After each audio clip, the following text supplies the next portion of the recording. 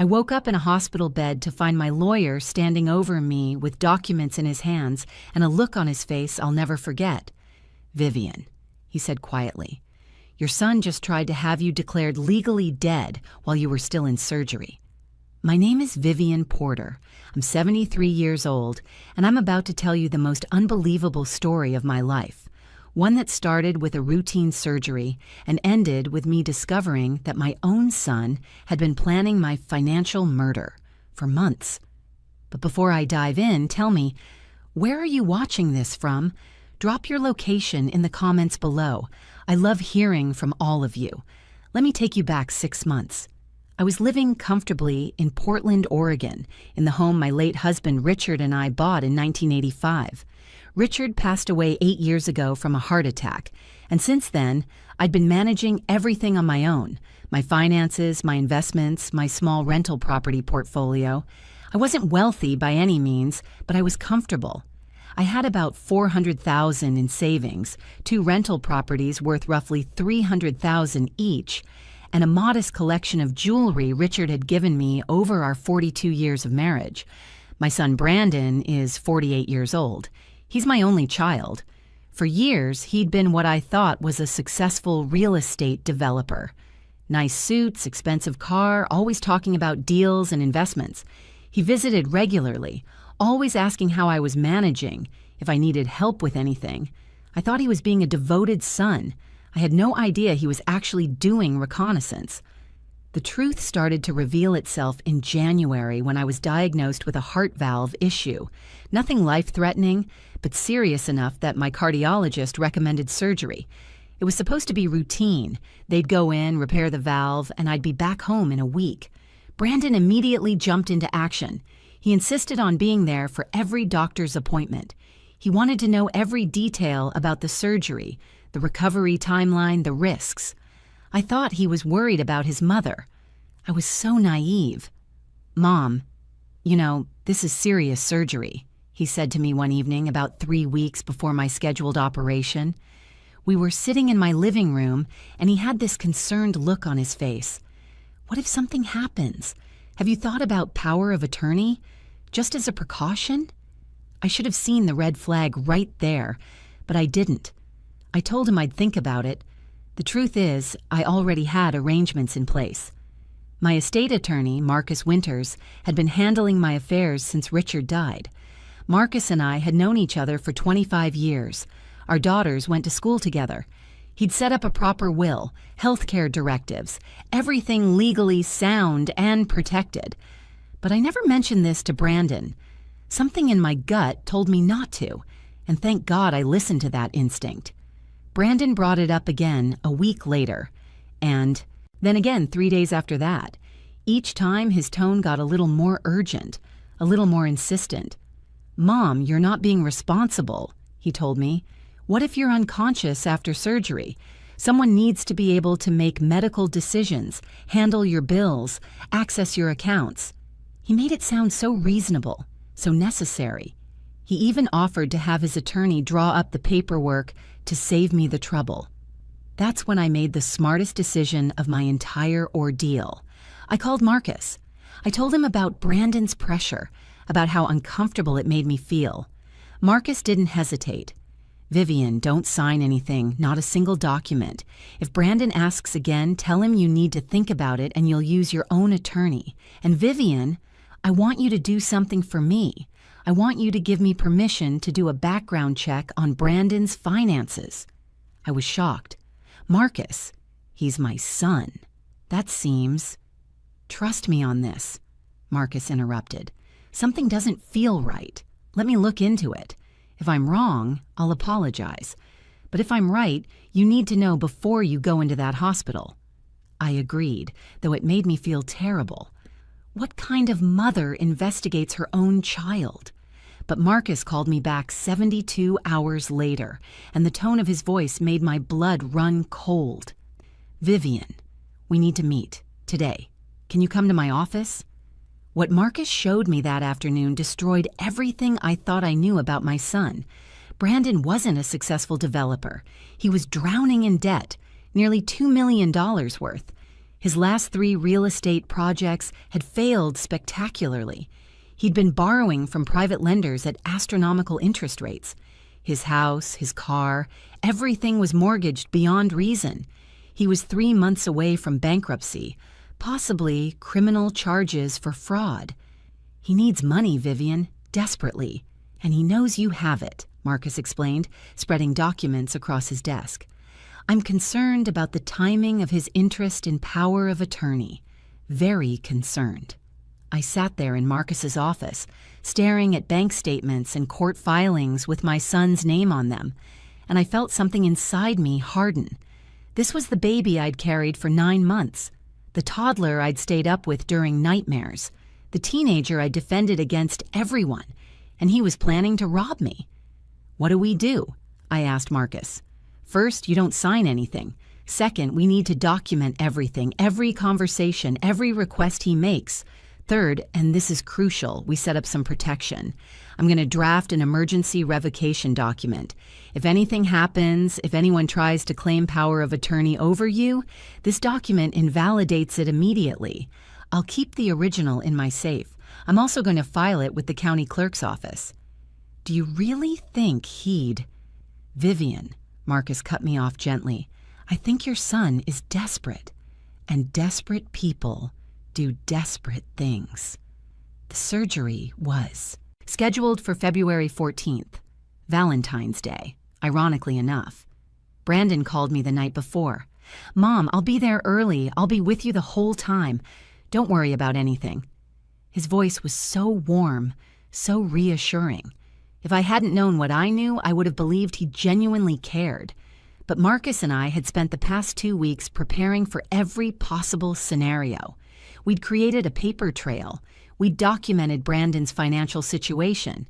We'd set up automated alerts on all my accounts that would notify Marcus immediately if there was any unusual activity. And most importantly, Marcus had arranged to be at the hospital under the pretense of bringing me some documents to sign related to one of my rental properties. I arrived at the hospital at 6 in the morning. Brandon was already there, pacing in the pre-op area. He hugged me, asked how I was feeling, told me everything would be fine. The nurses prepped me, started the IV, asked their questions. Brandon never left my side. He was holding my hand when they wheeled me toward the operating room. I love you, Mom, he said, squeezing my fingers. I'll be right here when you wake up. Those were the last words I heard before the anesthesia took hold. What I didn't know, what I wouldn't learn until later, was that the moment those operating room doors closed behind me, Brandon went to work. The surgery took 4 hours, standard procedure, no complications. While the surgical team was carefully repairing my heart valve, Brandon was in the hospital cafeteria making phone calls. He called banks. He called investment firms. He called the county clerk's office. And he presented documents. Documents claiming I had signed over power of attorney to him 3 days before my surgery. The documents were sophisticated forgeries. They had my signature or a very good copy of it. They had notary stamps. They looked completely legitimate. Brandon had gone to a great deal of trouble and expense to create them. What he didn't know was that Marcus had anticipated exactly this move. Marcus had arrived at the hospital around hour 3 of my surgery. He checked with the nurses' station, confirmed I was still in the OR, and then stationed himself in the waiting area where he had a clear view of Brandon. He watched my son make those phone calls. He saw Brandon's face, the expression of someone who thought he was getting away with something. Then Marcus made some calls of his own. He contacted the banks Brandon had called. He contacted the investment firms. He sent them copies of the revocation document. He informed them that any power of attorney presented by Brandon Porter was fraudulent and should not be honored under any circumstances. He threatened legal action if they proceeded without verification. By the time I was in recovery, still groggy from anesthesia, Marcus had shut down every attempt Brandon had made to access my accounts. But that wasn't enough for Marcus. He wanted to catch Brandon in the act, to create an undeniable record of what he was attempting to do. I started to regain consciousness around 2 in the afternoon. Everything was fuzzy. The lights too bright, sounds too loud, my chest aching from the incision. I could hear voices, beeping machines, footsteps on linoleum. I tried to open my eyes, but my eyelids felt like they weighed 100 pounds each. Then I heard Marcus's voice, low and urgent. "Vivian, if you can hear me, I need you to stay quiet. Don't let anyone know you're awake yet. Can you squeeze my hand if you understand?" I managed a weak squeeze. My brain was struggling to process what was happening. Why was Marcus telling me to pretend to still be unconscious? "Good," Marcus whispered. "Your son is in the hallway right now. He's talking to hospital administration. He's trying to have you declared mentally incompetent. He has a psychiatrist with him, someone he's clearly paid off, who's claiming you've been showing signs of dementia for months. He's attempting to get emergency guardianship while you're still sedated." Even through the fog of anesthesia, I felt a jolt of absolute clarity. My son wasn't just trying to steal from me. He was trying to erase me as a person. He was trying to have me declared incompetent so he could control everything: my money, my property, my medical care, my entire life. "The hospital is questioning his claims because I've already presented them with documentation showing you're of sound mind," Marcus continued. "But he's pushing hard. He's telling them you're confused, that you're a danger to yourself, that he needs immediate authority to make medical and financial decisions. I've called the police. They're on their way. But I need you to be ready to speak when I ask you to. Can you do that?" I squeezed his hand again, harder this time. The anger was burning through the medication fog. My own son, my only child, the baby I'd sacrificed everything for. "He's coming back," Marcus whispered. "Stay still." I kept my eyes closed as footsteps entered the recovery room. Brandon's voice, fake concern dripping from every word. "How is she? Is she awake yet? The doctor said she should be waking up by now." A nurse responded, professional and neutral. "She's stable. She'll wake up when she's ready." "I need to speak with someone in authority," Brandon insisted. "I have power of attorney. I need to make some decisions about her care, her long-term care. I've been researching facilities because she can't live alone anymore. Her memory has been—" "Mr. Porter," Marcus interrupted, and I could hear the steel in his voice. "We need to talk, outside." "Who the hell are you?" Brandon shot back. "This is a family matter. I don't know who you think you are, but—" "I'm Vivian Porter's attorney of record. I'm also the person who's been documenting your fraudulent attempts to access her accounts for the past 4 hours. And I'm the person who's going to be standing next to you when the police arrive in approximately—" He paused. 3 minutes. The silence that followed Marcus's statement was deafening. Even through my closed eyelids, I could feel the tension in the room crystallize into something dangerous. "I don't know what you're talking about," Brandon finally said, but his voice had changed. The fake warmth was gone, replaced by something cold and sharp. "My mother asked me to handle her affairs. I have documentation." "You have forgeries," Marcus corrected. "Very expensive forgeries, which tells me you've been planning this for quite some time. But they're still forgeries. Your mother never signed any power of attorney in your favor. In fact, she specifically revoked any such authority 3 weeks ago, which is documented and filed with the county." "That's impossible. She couldn't, she could, and she did, because your mother is significantly sharper than you've given her credit for. She knew something was wrong when you started pressuring her, and unlike you, she has actual concern for family. So she asked me to investigate before jumping to conclusions. What I found was a desperate man drowning in debt, willing to commit fraud and exploitation of an elder to save himself." I heard movement, shoes scuffing against the floor. Brandon was backing away, I realized. He was getting ready to run. "I wouldn't," Marcus said calmly. "Hospital security is already at the exits. The police are in the building. There's nowhere to go, Brandon. This is over." "She's my mother. Those are her assets. After everything she—" Brandon's voice was rising now, the carefully maintained facade crumbling. "Do you know what it's been like? Watching her sit on all that money while I'm losing everything? She doesn't need it all. She's old. She could help me. She should help me. I'm her son. You're a thief, Marcus said, and the words hung in the air like a judgment. And you were willing to have your own mother declared incompetent, to put her in a facility against her will, to rob her of her autonomy and dignity, all to cover your own bad decisions. You don't understand. The debt, the people I owe, they're not the kind of people who accept excuses. I needed that money. I need it now. Then you should have asked your mother for help honestly. You should have told her the truth and let her decide. Instead, you chose to betray her trust in the most fundamental way possible. I heard new voices then, deeper, authoritative. The police had arrived. Marcus had timed everything perfectly. Brandon Porter? One of the officers spoke. We need you to come with us. We have some questions about fraudulent documents and attempted elder financial exploitation. What happened next would forever be seared into my memory. My son, the child I'd raised, the boy I'd taught to read, the young man I'd sent to college, started yelling, screaming about his rights, about how this was all a misunderstanding, about how I was confused and needed his help. The desperation in his voice wasn't for me.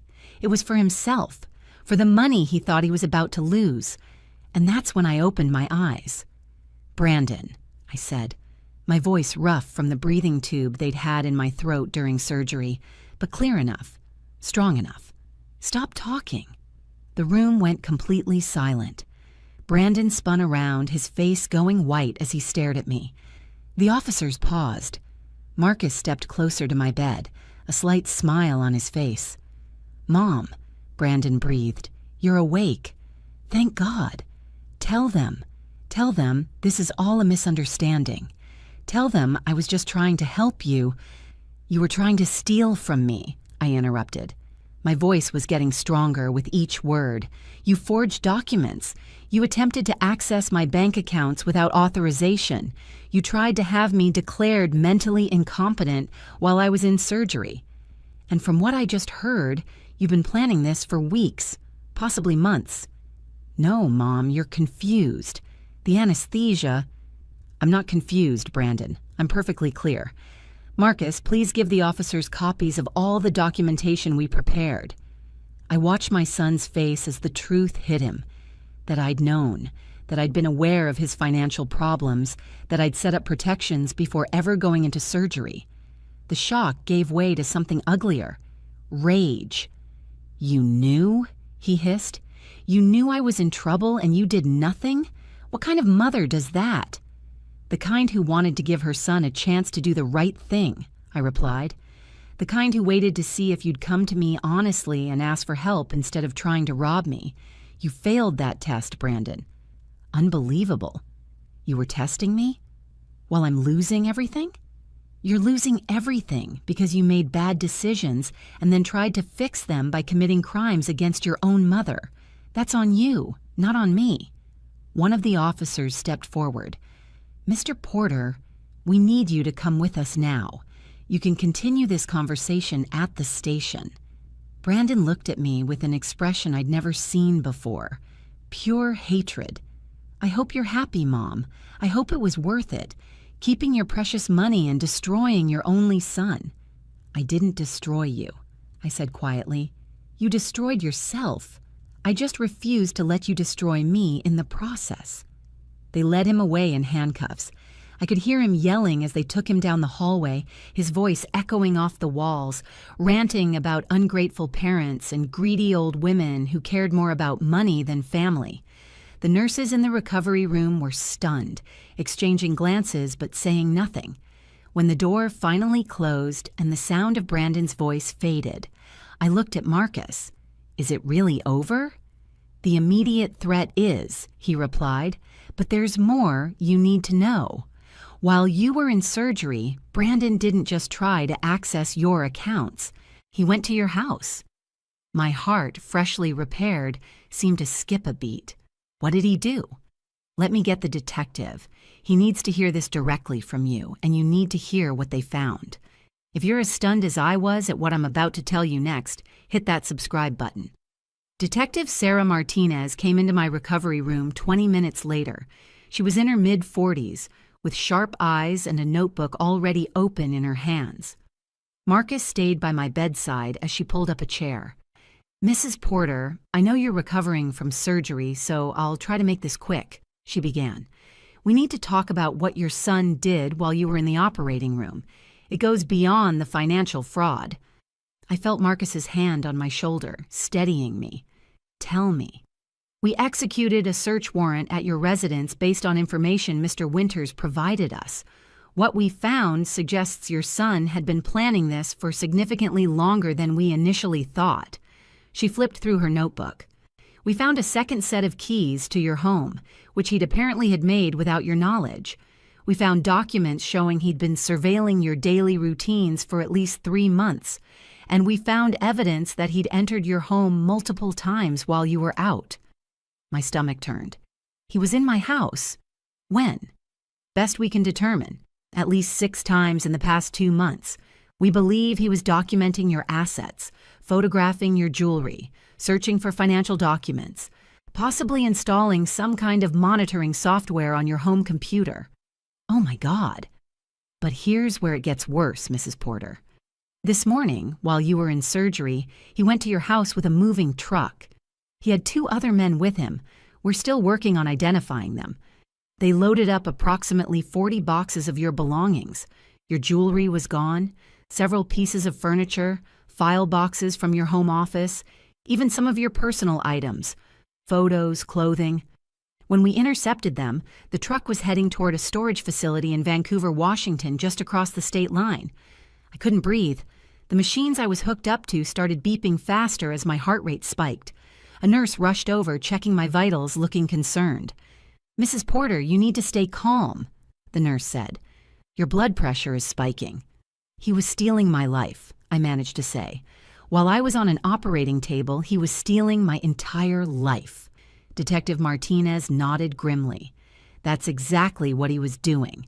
We believe his plan was to have you declared incompetent, potentially get you placed in a long-term care facility, and then liquidate your assets. The jewelry alone, according to the appraisals we found in his possession, was worth approximately $150,000. Your mother's engagement ring, your grandmother's pearls, the diamond bracelet your late husband gave you for your 40th anniversary." I closed my eyes, tears streaming down my face, not from sadness, from rage. Pure, white-hot rage.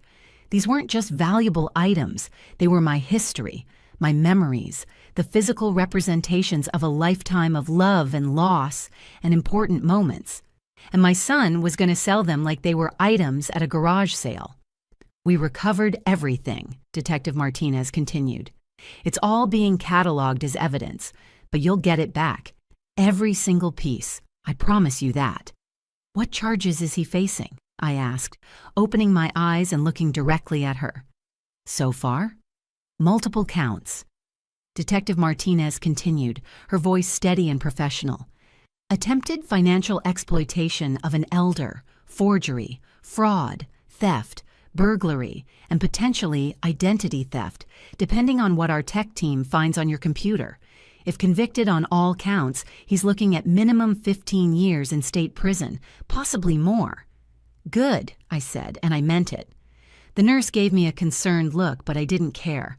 "I want him prosecuted to the fullest extent of the law. I don't want any plea deals. I don't want any reduced sentences. I want everyone to know exactly what he did." "Mrs. Porter, I understand you're angry, and you have every right to be," Detective Martinez said carefully, "but I need you to understand that your son is already trying to spin this. His attorney contacted us an hour ago claiming this was all a misunderstanding, that he was just trying to protect your assets, that he was worried about your mental state. He's going to paint himself as a concerned son and you as a confused elderly woman." "Then we bury him in evidence," Marcus interjected. "We have the forged documents. We have the bank records showing his attempts at unauthorized access. We have his financial records showing his motive. We have the moving truck, the stolen items, the surveillance, and we have Vivian's testimony showing she's perfectly competent and was aware enough to set up protections before her surgery. There's something else, Detective Martinez said, hesitating. Your son's wife called the station. She claims she knew nothing about any of this. She says she's been trying to divorce him for the past year, but he's been delaying the proceedings. She wants to cooperate with the investigation. I thought about my daughter-in-law, Claire. I'd always liked her. She was quiet, kept to herself, but she'd been kind to me. We hadn't spoken much in the past year, which I'd found odd but hadn't questioned. Now I understood why. Let her cooperate, I said. If she genuinely didn't know, I don't want her caught up in this. The detective nodded, making notes. I'll need a full statement from you, but that can wait until you're stronger. For now, I want you to focus on recovering. Mr. Winters has been incredibly helpful in building the case, and with the evidence we have, your son isn't going anywhere. After Detective Martinez left, Marcus and I sat in silence for a moment. The recovery room felt smaller somehow, the weight of everything pressing down on me. You did everything right, Marcus finally said. You trusted your instincts. You asked for help. You protected yourself. None of this is your fault. He's my son, Marcus. I raised him. Somewhere along the way, I failed him. No, Marcus said firmly. He made his choices. Bad choices, criminal choices, but they were his choices. You gave him every opportunity to come to you honestly. He chose deception and theft instead.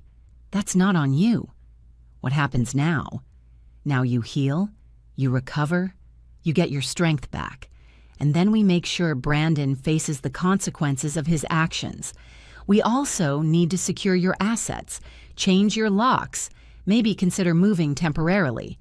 Moving from my own home? Just until the legal proceedings are finished, Marcus explained. Brandon clearly knows how to get into your house. Even if he's in jail, we don't know who else he might have given access to or what arrangements he might have made. I have a friend who owns a secure apartment building downtown. I can get you a furnished unit on short notice, fully protected, while we handle everything else. I wanted to argue, but he was right. My home didn't feel safe anymore. Brandon had violated it, turned it into a crime scene. The thought of going back there and sleeping in rooms he'd searched through, seeing furniture he'd planned to steal, walking on floors he'd crossed with criminal intent, it made me feel sick. Okay, I agreed, but I want to go home first. I want to see what he did. I need to see it. When you're stronger? Now, Marcus, or as soon as the doctors clear me. I need to face this head on, not hide from it. Marcus knew me well enough not to argue.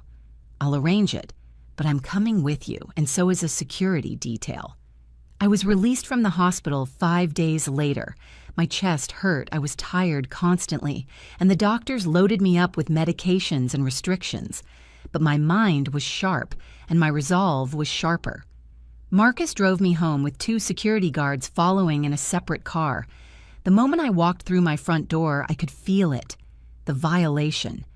Things were slightly off. A drawer not quite closed. A closet door ajar.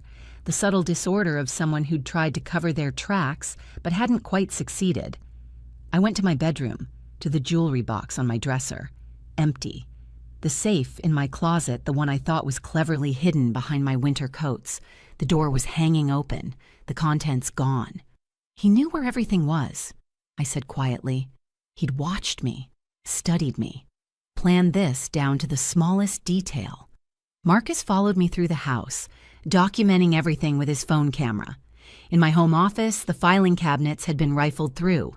My computer was still there, but according to the tech forensics team, Brandon had installed key logging software that had been recording everything I typed for months, every password, every account number, every private email. I have something that might help, Marcus said. The prosecution is building a timeline. They want to show premeditation, prove this wasn't a spontaneous decision but a calculated long-term plan. Your daughter-in-law provided some text messages between her and Brandon that are illuminating. He showed me his phone. Messages from Brandon to Claire, dated back almost 6 months. Once she's in surgery, I make the move. She won't know what hit her. The jewelry alone will clear half my debts. The house can be sold within 60 days if I have POA. She's old. She doesn't need all that money. I'm her only heir anyway. I'm just speeding up the inevitable.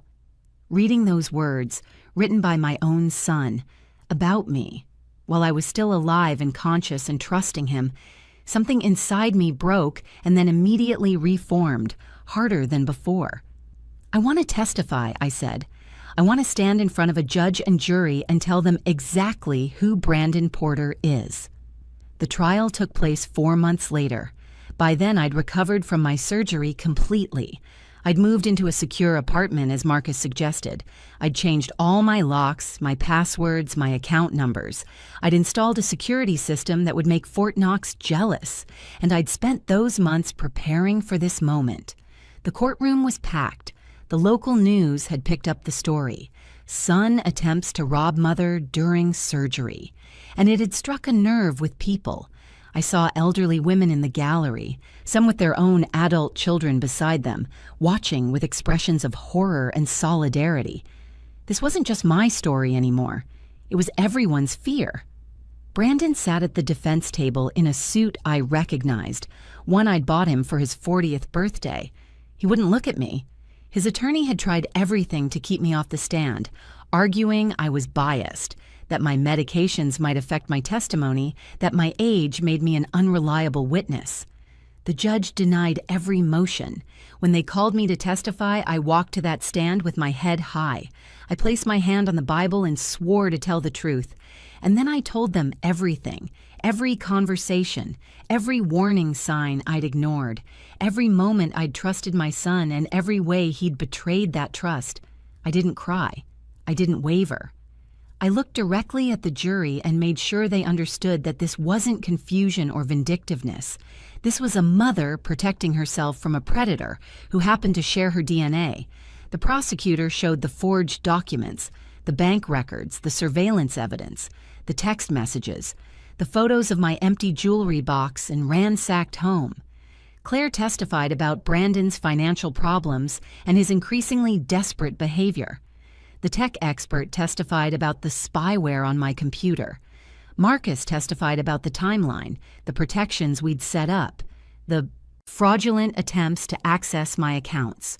Brandon's defense tried to paint me as a bitter, wealthy mother who'd refused to help her struggling son. They tried to suggest I was mentally declining and didn't understand the situation. But the evidence was overwhelming. The jury deliberated for less than 3 hours, guilty on all counts. The judge sentenced him to 18 years in state prison with the possibility of parole after 12. "Mr. Porter," the judge said, looking at my son over her reading glasses, "you didn't just commit financial crimes. You violated the fundamental trust between parent and child. You preyed on your mother's vulnerability during a medical crisis. Your actions were calculated, callous, and cruel. This sentence reflects not just the legal violations, but the profound moral failure you've demonstrated." I sat in that courtroom and watched my son being led away in handcuffs. He finally looked at me then, and I saw something I'd been waiting for but never expected. Tears. Not tears of remorse for what he'd done to me, but tears of self-pity for what he'd lost. That was 3 months ago. Today, I'm back in my home. My jewelry is in a safety deposit box at the bank. My assets are secured with protections Marcus helped me set up that make it nearly impossible for anyone to access them without multiple levels of verification. I've started speaking at elder advocacy groups, telling my story, helping other seniors recognize the warning signs of financial exploitation.